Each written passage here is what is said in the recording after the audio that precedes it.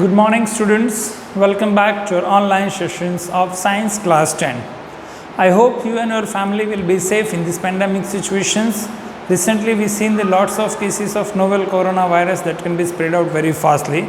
So, I requested to you stay home and stay safe. If unnecessary, don't go outside your homes. Just remove to go into the crowded places. Always be wash your hands within 20 seconds. Use the sanitizers when you are not in a home. So, I hope you and your family will be safe. So, stay home and stay safe.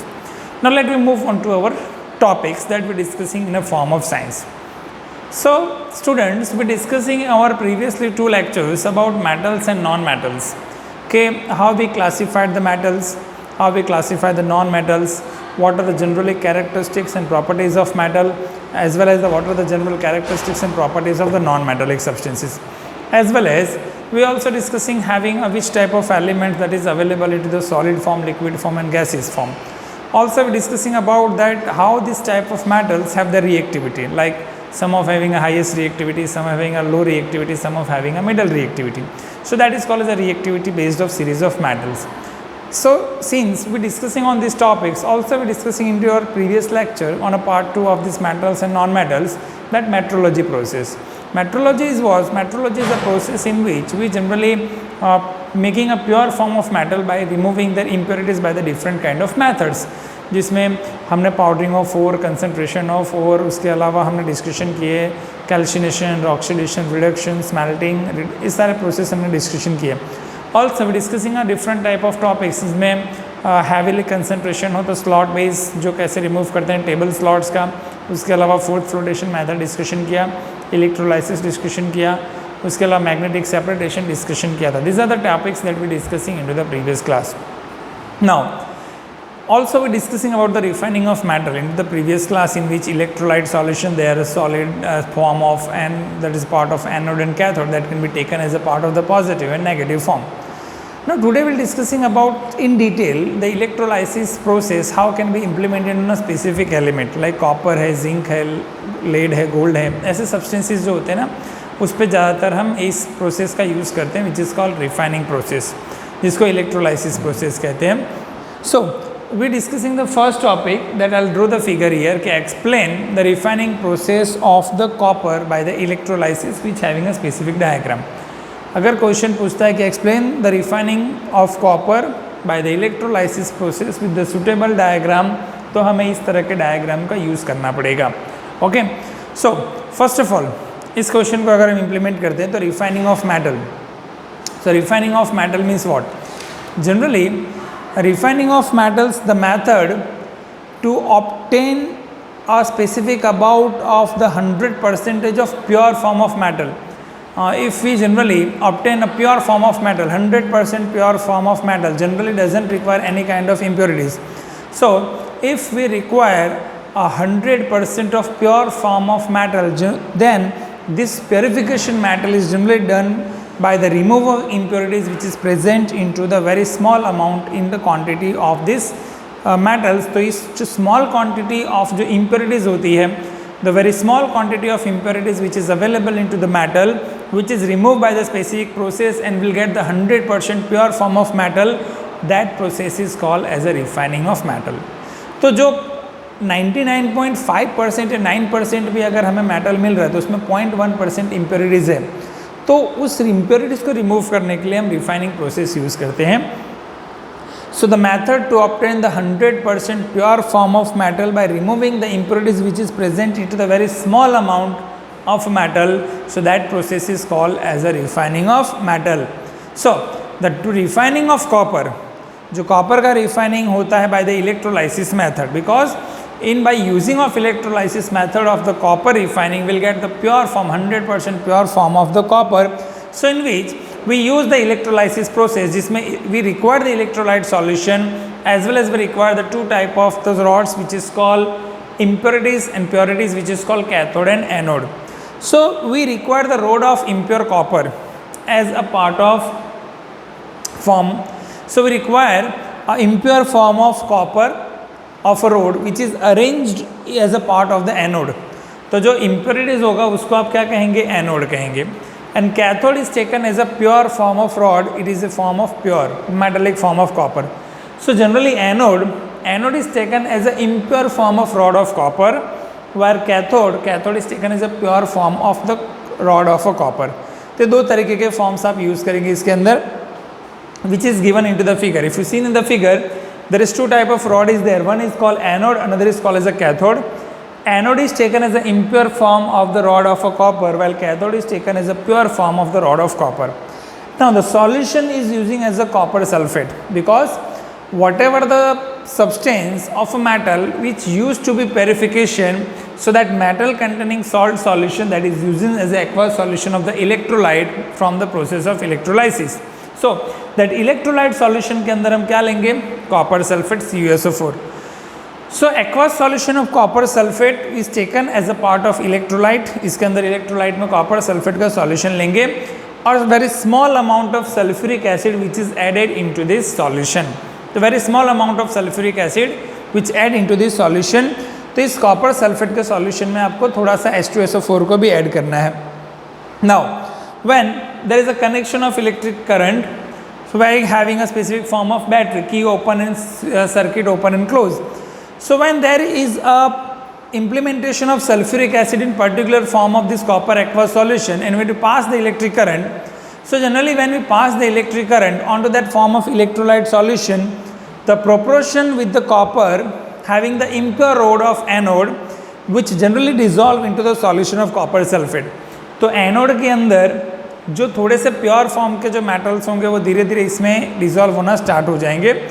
So that dissolve into that solutions and copper in a same proportion of copper sulphate that is deposit on to the cathode. तो वो जो metal होगा pure form of cathode वो कहाँ implemented हो जाएगा, आपके cathode का जो रॉड है वहाँ पे इंप्लीमेंटेड हो जाएगा.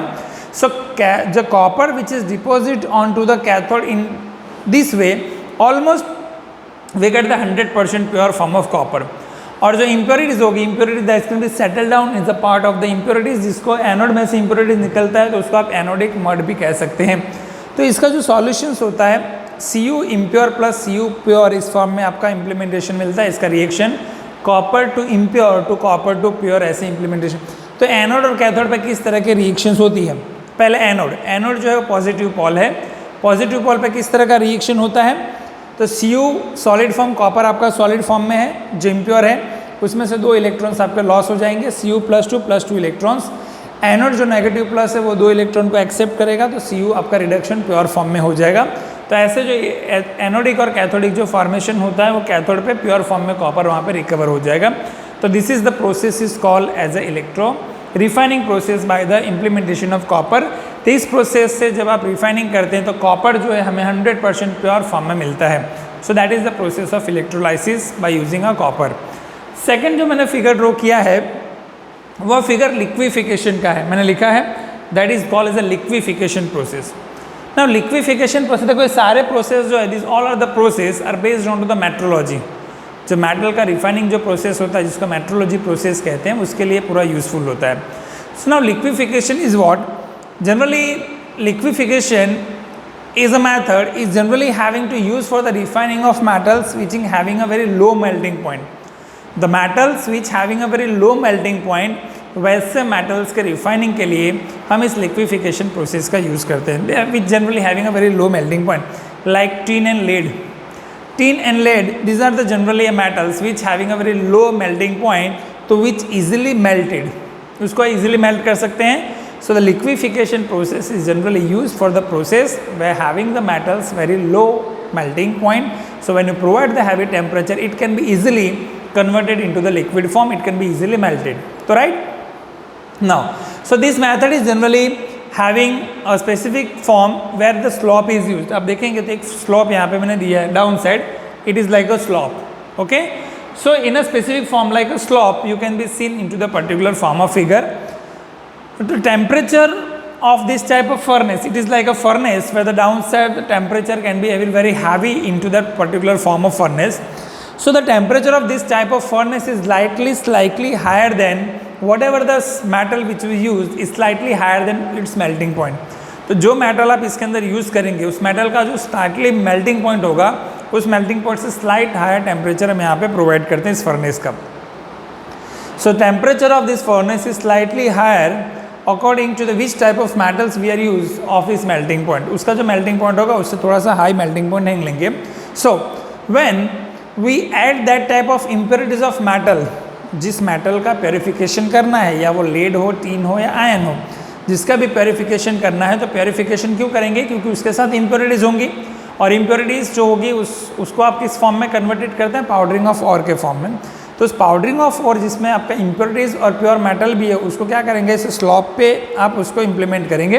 That can be implement on to the slope. यहाँ पे दिया है मैंने metal powder, and that can be implemented on a slope. वहाँ पे देखेंगे. So when the impure metal is thus passed out into the slop, the metal is in it. It is generally melted and collected into the some other form of the vessel which is keeping below side. So अभी क्या करेंगे? आप जैसे जैसे metal powder को डालेंगे, उसका temperature काफ़ी हाई होगा, तो मेटल क्या होगा? धीरे धीरे मेल्ट होना स्टार्ट होगा, क्योंकि उसके जनरली जो मेल्टिंग पॉइंट है उसके टेम्परेचर से थोड़ा सा हाई टेम्परेचर है, तो वो मेल्ट होना स्टार्ट होगा, और मेल्टेड जो लिक्विड फॉर्म होगा उसको आप एक अलग से वेसल के अंदर कलेक्ट कर लेंगे. और बाकी का जो इम्प्योरिटीज़ है वो तो उस टेम्परेचर पे मेल्ट होगा नहीं, तो वो इम्प्योरिटीज़ आप उसके अंदर से रिमूव कर सकते हैं. So melting point of the impurities is slightly higher, so they can not be melt on this temperature and found into the solid form onto the slop. So you can be easily remove that kind of impurities from that slop, and the liquid form of metal that can be easily getted as a pure form of metal. तो वैसे pure form of metal के अंदर आप उसको recover कर सकते हैं. तो इस प्रोसेस को लिक्विफिकेशन प्रोसेस कहते हैं. लिक्विफिकेशन प्रोसेस जो होता है जनरली ऐसे मेटल्स पे यूज़ करते हैं जिसका मेल्टिंग पॉइंट काफ़ी लो होता है. क्लियर? तो दो तरीके के मेटल रिफाइनिंग हो गया. पहला हो गया आपका copper refining through the electrolysis process. Second liquefaction process जिसका मेल्टिंग पॉइंट लो होता है. थर्ड डिस्कशन करते हैं, that is called zone refining. अभी जोन रिफाइनिंग क्या होता है? इसको रिफाइनिंग ऑफ मेटल ही कह सकते हैं. Zone refining is a method in which we have to refining of metal. Method refining का ही एक पार्ट है ये. So first of all trace the impurities which is available in to the metals and which are remove by this method on the basis of principle of functional crystallization. First of all जो metals जो आप use कर रहे हैं उसके अंदर की जो इम्प्योरिटीज़ है पहले आप उसको ट्रेस करें. Trace the impurities which is present in the metals and which are removed by the specific method on the basis of functional crystallization process. इस प्रोसेस के थ्रू हमको उसके इम्प्योरिटीज़ को रिमूव करना है.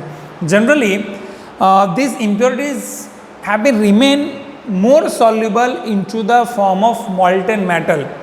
Most ofly the impurities which is available into these metals are more soluble into the molten state. Molten state मतलब उसका liquid state होगा. Melt होता है तो उसका molten state कहते हैं.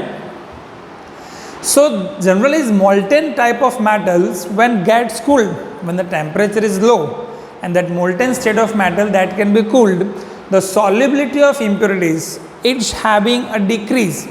जो impurities होंगी उसकी solubility क्या होगी? डिक्रीज होने लगेगी, क्योंकि वो धीरे धीरे सॉलिड फॉर्म में होगा. पहले तो मेटल को अगर आप मॉल्टेड फॉर्म में कन्वर्ट करेंगे तो इम्प्योरिटीज़ क्या होगा? इजीली सॉल्युबल हो जाएगा, क्योंकि लिक्विड के अंदर वो इम्प्योरिटीज़ डिसॉल्व हो जाएंगे. लेकिन जैसे टेम्परेचर आप उसका डाउन करते हैं उस मॉल्टन स्टेट ऑफ मेटल का, तो टेम्परेचर डाउन करने पे क्या होता है कि धीरे धीरे जो इम्प्योरिटीज़ होंगी वो उसके अंदर सेटल डाउन नहीं होंगी. तो impurities can not B settle down, और उसका जो सेपरेशन रेट है वो डिक्रीज होगा, and you can be easily separate from its metal. और उस मेटल में से आप उसको सेपरेट करेंगे फ्रॉम इट्स क्रिस्टल. तो लिक्विड में से सॉलिड जब बनेगा हैवी फॉर्म में वो उसका क्रिस्टल स्ट्रक्चर होगा. जैसे for example like metals like sodium, silicon, boron, germanium, this are the metals which are use as a semiconductors. तो इनके अंदर का इम्प्योरिटीज हम इस जोन रिफाइनिंग मेथड से करते हैं. Refining of semi metals that should be carried out only by the zone refining.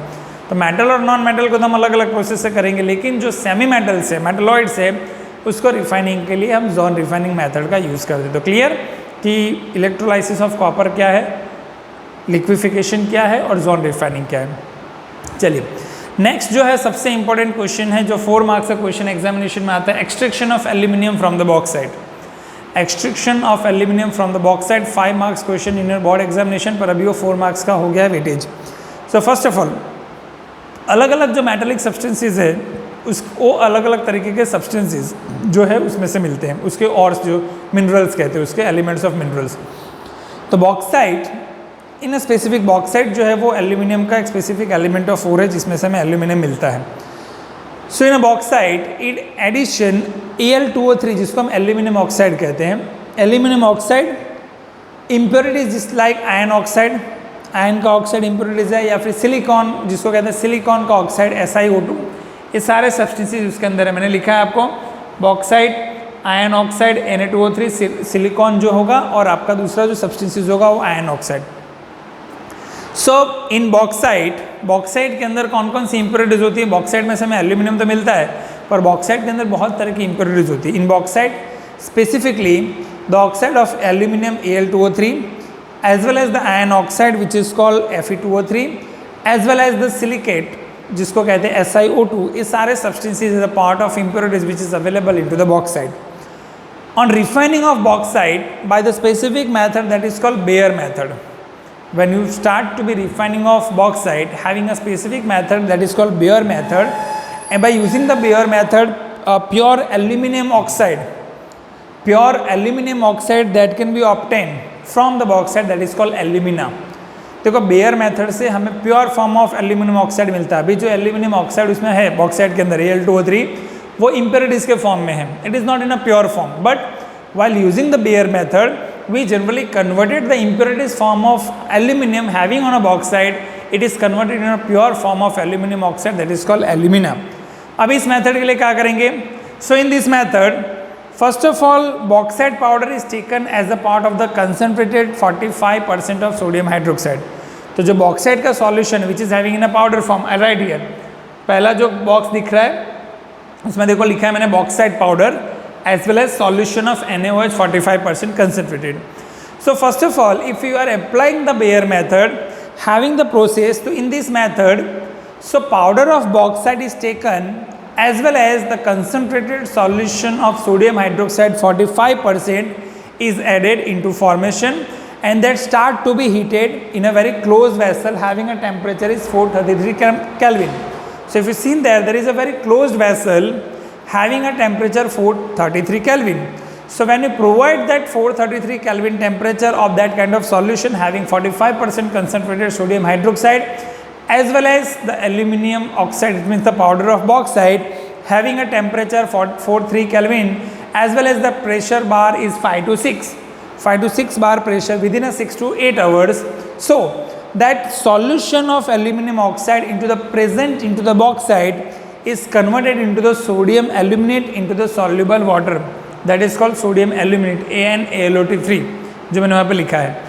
सो इस सॉल्यूशन को किस में कन्वर्टेड हो जाएगा? सोडियम एल्यूमिनेट के अंदर कन्वर्ट हो जाएगा, और सोडियम एल्यूमिनेट जो है वह वाटर के अंदर इजीली सॉल्यूबल है। इसका अगर केमिकल रिएक्शन अगर आपको लिखना है तो Al2O3 plus 2 NaOH it gives NaAl2O3 plus H2O, जो यहाँ पे मैंने लिखा है NaAlO2, that is called sodium aluminate. तो बहुत ईजी प्रोसेस है। देखिए अभी हमें जो बॉक्साइट मिलता है ना, बॉक्साइट के अंदर से 3 तरह की इम्प्योरिटीज होती है, एल्यूमिनियम ऑक्साइड Al2O3, आयन का ऑक्साइड Fe2O3 और एक होता है सिलिका SiO2। ये तीनों प्रेजेंट्स होते हैं बॉक्साइट के पाउडर के अंदर as a part of impurities. पर हमें उसमें से pure form of aluminium oxide चाहिए तो हमें बेयर प्रोसेस यूज़ करनी पड़ती है, और बेयर प्रोसेस के अंदर जो बॉक्साइट का पाउडर होता है जिसके अंदर एल्यूमिनियम ऑक्साइड, आयन ऑक्साइड और सिलिका होती है, उसको क्या किया था, उसके अंदर एक 45% of concentrated sodium hydroxide solution को 433 केल्विन टेम्परेचर पे 5 to 6 bar 6 to 8 hours close vessel के अंदर अगर आप टेम्परेचर में प्रेशराइज करते हो तो वो सॉल्यूशन बन जाती है सोडियम एल्यूमिनेट NaAlO3 जो वाटर के अंदर इजीली सॉल्यूबल है। अब उसके अंदर रहा आयन ऑक्साइड और silica. So ion oxide does not dissolve into the sodium illuminated. Ion का जो ऑक्साइड है वह इस सोडियम एल्यूमिनेट NaAlO2 इस सॉल्यूशन के अंदर वो सॉल्यूबल नहीं है, तो आप फिल्ट्रेशन प्रोसेस से आप उस आयन के ऑक्साइड को रिमूव कर सकते हो। अब रहा silica. Silica is generally forms sodium silicate. Silica अगर सोडियम के साथ रिएक्ट करेगा सोडियम हाइड्रोक्साइड के साथ तो वो बनाएगा सोडियम सिलिकेट, और सोडियम सिलिकेट वाटर के अंदर इजीली सॉल्यूबल है। So sodium silicate is easily soluble into the water. So sodium aluminate and sodium silicate ये 2 तरीके के सब्सटेंसेस को फिल्ट्रेशन से रिमूव कर सकते हो। So by the using of filtration you can easily remove this substances. But if you add more and more water, excess of water that can be added continuously into the part of this hydrolysis. So sodium aluminate takes place into the process and that converted into the sodium hydroxide. तो वो किस में convert हो जाएगा, आपका sodium hydroxide के अंदर converted हो जाएगा। और sodium silicate is still remove as a part of impurities, तो आप उसको रिमूव कर सकते हैं। तो आपको क्या मिला, सोडियम हाइड्रोक्साइड। तो ये जो सोडियम हाइड्रोक्साइड का जो फॉर्मेशन मिल रहा है, यानी कि सोडियम एल्यूमिनेट, उसमें अगर आप वाटर को ऐड कर रहे हैं तो आपको एल्यूमिनियम का हाइड्रोक्साइड AlOH थ्राइस मिलता है। इस एल्यूमिनियम के हाइड्रोक्साइड को क्या करते हो आप, एक 1473 केल्विन टेम्परेचर पे हीट करते हो। when the aluminum hydroxide when heated into the 1473 Kelvin temperature, it is slight converted into the alumina Al2O3 plus water। तो ये जो एल्यूमिना हमें मिलता है वो 99.5% in a pure form of aluminium जो होता है, जो हमें कौन से प्रोसेस से मिलती है, बेयर मेथड से मिलती है। So Bayer method is generally used by using the pure form of the aluminum oxide which is called alumina will get 99.5% pure form of aluminium by using the Bayer method। clear। तो क्या किया bear method में, हमने एक bauxite का powder जिसमें aluminium का oxide, iron का ऑक्साइड और सिलिका थी इम्प्योरिटीज, उसके अंदर 45% कंसनट्रेटेड सोडियम हाइड्रोक्साइड को ऐड किया है। टेम्परेचर प्रोवाइड किया है 433 kelvin, 5 to 6 bar, pressure 6 to 8 hours, वो सोडियम एल्यूमिनेट में कन्वर्ट होता है। सोडियम एल्यूमिनेट जो है इजीली वाटर के अंदर सॉल्युबल है, लेकिन आयरन का ऑक्साइड सॉल्युबल नहीं है, तो आयरन ऑक्साइड को फिल्ट्रेशन से आप रिमूव कर सकते हो। लेकिन सिलिका जो है वो इजीली सोडियम के साथ रिएक्ट करके सोडियम सिलिकेट बनाता है। जैसे आप ज़्यादा से ज़्यादा वाटर अगर आप ऐड करते हो इसके अंदर, तो ये जो एल्यूमिनियम है वो एल्यूमिनियम हाइड्रोक्साइड में कन्वर्टेड होता है, लेकिन ये जो सिलिका है सोडियम की वो इम्प्योरिटीज के फॉर्म में रहती है, जिसको आप फिल्ट्रेशन से अलग कर सकते हो। लेकिन ये जो सोडियम एल्यूमिनियम हाइड्रोक्साइड जो बन रहा है, इस एल्यूमिनियम हाइड्रोक्साइड को 1473 केल्विन टेम्परेचर पर अगर आप हीट करते हो तो वह एल्यूमिनियम का ऑक्साइड Al2O3 बनाता है, जो 99.5% प्योर एल्यूमिनियम होता है। तो इस प्रोसेस को हम बेयर मेथड कहते हैं। लेकिन अगर हमें प्योर फॉर्म ऑफ एल्यूमिनियम चाहिए, 100% प्योर फॉर्म ऑफ एल्यूमिनियम चाहिए, तो उसके लिए हमें क्या मेथड यूज़ करनी पड़ेगी, उसके लिए हमें यूज़ करना पड़ेगा रिफाइनिंग मेथड, जिसको हॉल हेराल्ड मेथड कहते हैं। So by using of Hall-Héroult method, we can be obtain 100% pure form of metal, जिसको Hall-Héroult प्रोसेस कहते हैं। अभी इस मेथड के अंदर क्या होता है, in this method of a Hall-Héroult, a method to obtain a pure form of 100% aluminium by using the electrochemical process। So electrochemical reduction process we use to apply onto the aluminum oxide, we get the 100% pure form of aluminium। और इस process को सबसे पहले American chemist जिनका नाम था Charles Martin hall, और दूसरे एक साइंटिस्ट थे फ्रेंच साइंटिस्ट जिसका नाम था पॉल हेराल्ड, इन्होंने इन्वेंट किया था, इसलिए उनके नाम से इसको क्या कहते हैं, हॉल हेराल्ड प्रोसेस कहते हैं। अब इस हॉल हेराल्ड प्रोसेस के अंदर एक क्लैंप ऑफ हुपर होता है कॉपर का, उसके साथ ग्रेफाइट के लेयर्स उसके अंदर होते हैं। उसके बाद आप देखेंगे तो उसके आउटलेट पे एल्यूमिनियम मोल्टेड फॉर्म में होता है। उसके अलावा हम उसके अंदर अलग अलग सब्सटेंसेस जो ऐड करते हैं ताकि उसका जो मेल्टिंग पॉइंट है उसको हम लो कर सकें। So electric current when is pass through the solid substance, electric current को अगर आप पास करते हो इस एल्यूमिना के अंदर, वो जो एल्यूमिना आपको मिला है 99.5% ऑफ एल्यूमिना जो आपका सॉलिड फॉर्म में है, तो जैसे आप इलेक्ट्रिक करंट को पास करते हो in a solid form of alumina, the melting point of alumina is very high, जो 2348 केल्विन टेम्परेचर है। So the melting point of alumina is 2348 Kelvin, temperature is slightly very high। So electrolysis is such a very high temperature by refining of aluminum is slightly costly। अगर इतने heavy temperature पे अगर आप उसको refining करेंगे ना, तो ये जो एल्यूमिनियम होगा it's like to be very costly to be expensive, कि इसको प्योर फॉर्म में कन्वर्ट करना है। तो इसीलिए हमें क्या करना होगा, ये जो सॉल्यूशन होगा एल्यूमिना का, उसके अंदर हमें एक नया सब्सटेंस ऐड करना होगा which name is cryolite, Na3Al(F6), जिसको क्रायोलाइट कहते हैं, उसका केमिकल नेम है Na3Al(F6)। और उसके साथ साथ ये जो क्रायोलाइट को आप उसके अंदर ऐड करेंगे तो वो क्या करेगा, उसका मेल्टिंग पॉइंट को लो करेगा। So by the electrolysis process that can be carried very easily when you add it to the cryolite. So that is generally quite work, a better is the melted form of aluminium, liquid form हो जाएगा। So melting can point that can be brought still into the very low temperature by applying the specific substance which is name is the CaF6, जिसको हम feldspar कहते हैं। तो cryolite के साथ साथ अगर आप फेल्सपार को भी अगर उसके अंदर ऐड करते हैं तो वो उसका जो जनरल टेम्परेचर है उसको भी वो लो डाउन करता है। So my mixing of this type of aluminium oxide in a liquid form, cryolite and feldspar, which generally reduce the temperature of the particular equation and which the electrolysis process, the chemical reduction that can be happen So in which the carbon's rod that can be joined with the copper layer of the graphite is taken as a cathode. तो यहाँ पे जो process होगी जिसमें आप देखेंगे 2Al3 + 6 oxygen से यहाँ पे इलेक्ट्रॉन्स रिमूव होता है और एल्यूमिनियम मिलता है. तो by this process so dioxygen gas that is generally react with the anode and generally carbon that forms a carbon dioxide. तो इस प्रोसेस से हमें क्या मिलता है, प्योर फॉर्म ऑफ जो एल्यूमिनियम है, the pure form of aluminium that will get 100% pure form of aluminium that will get by the electrochemical reduction method which is also known as the Hall Heroult process. ठीक है, तो I hope कि today sections will be comfortable for you, easily understood.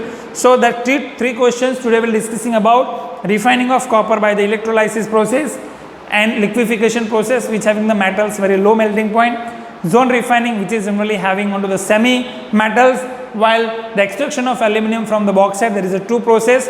First getting the pure form of aluminum oxide, alumina from the bauxite, and aluminum as aluminum, that is the Hall Herold process. So this question will ask in a 5 marks, how can we extract the aluminum from the bauxite. So students, I hope कि आज का session आपको समझ में आया होगा. Keep revising, keep studying, keep updating your knowledge by using different kind of digital mediums. Also requested to stay home, stay safe. Students, take care. Bye. We'll meet you tomorrow with other topics. Take care and bye.